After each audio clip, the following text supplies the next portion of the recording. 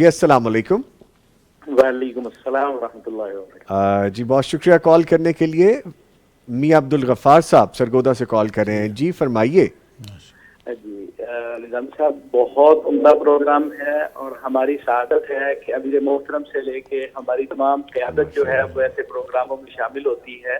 الحمدللہ۔ میں ایک سوال کرنا چاہوں گا حضرت سید حسین شاہ نقوی حفظہ اللہ تعالیٰ عنہ سے جی کہ حضرت شاہ صاحب نے ابھی ایک حدیث بیان فرمائی کہ جب ایک صحابی آئے تو صحابہ جو تھے وہ مل کر اللہ کا ذکر کر رہے تھے، جی تو اس سے کچھ لوگ مراد یہ لیتے ہیں کہ مل کے جو ایک بلند آواز کر کے وہ ذکر کرنا چاہیے، کیا وہ اس طرح کا ذکر ہے یا اس کا کیا طریقہ کار ہے؟ اگر مل کے کرنا چاہیں تو اس کے بارے میں روشنی اگر ڈالنا چاہے تو میں مشکور ہوں گا۔ جی بہت شکریہ، آپ نے کال کی عبدالغفار صاحب۔ آپ کچھ کہنا چاہیں گے؟ شاہ صاحب آپ بات کرنا چاہیں گے؟ جی مہربانی میاں صاحب، کیا حال ہے؟ طبیعت ٹھیک ہے؟ اللہ تعالیٰ آپ کو خیر و عافیت سے رکھے۔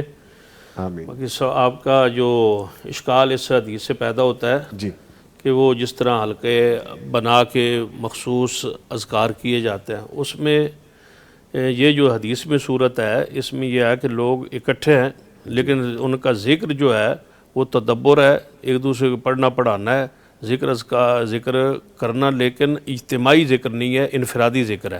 اس میں یہ ہے کہ یہ حدیث جو ہے یہ صحیح مسلم کی روایت ہے، اس کا عنوان ہے باب و استحباب اجتماع علی القراءہ، جی یعنی مستحب ہونا اکٹھے ہونے کا قراءت کے لیے، یعنی قرآن کی تلاوت کے لیے۔ تلاوت جی۔ تو حدیث یہ ہے، عن ابی ہریرہ رضی اللہ عنہ قال قال رسول اللہ صلی اللہ علیہ وسلم وما اجتمع قوم فی بیت من بیوت اللہ یتلون کتاب اللہ ویتدارسونہ فیما بینہم الا نزلت علیہم السکینہ وغشیتہم الرحمہ وحفتہم الملائکہ وذکرہم اللہ فی من عندہ، رواہ مسلم۔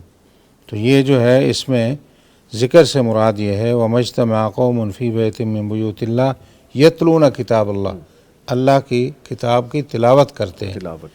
اور دوسرا یہ ہے وَيَتَدَارَسُونَهُ فِي مَا بَيْنَهُمْ، اور آپس میں ایک دوسرے کو پڑھتے پڑھاتے ہیں، سیکھتے سکھاتے ہیں۔ تو کیا اللہ تعالیٰ ان کے لیے جو اللہ نے انعامات جو ان کو دیتا ہے وہ یہ ہے کہ نزلت علیہم السکینہ، اللہ ان پر سکون نازل کرتا ہے، سکینہ، وغشیتہم الرحمہ، اور اللہ کی رحمت ان کو ڈھانپ لیتی ہے، جی۔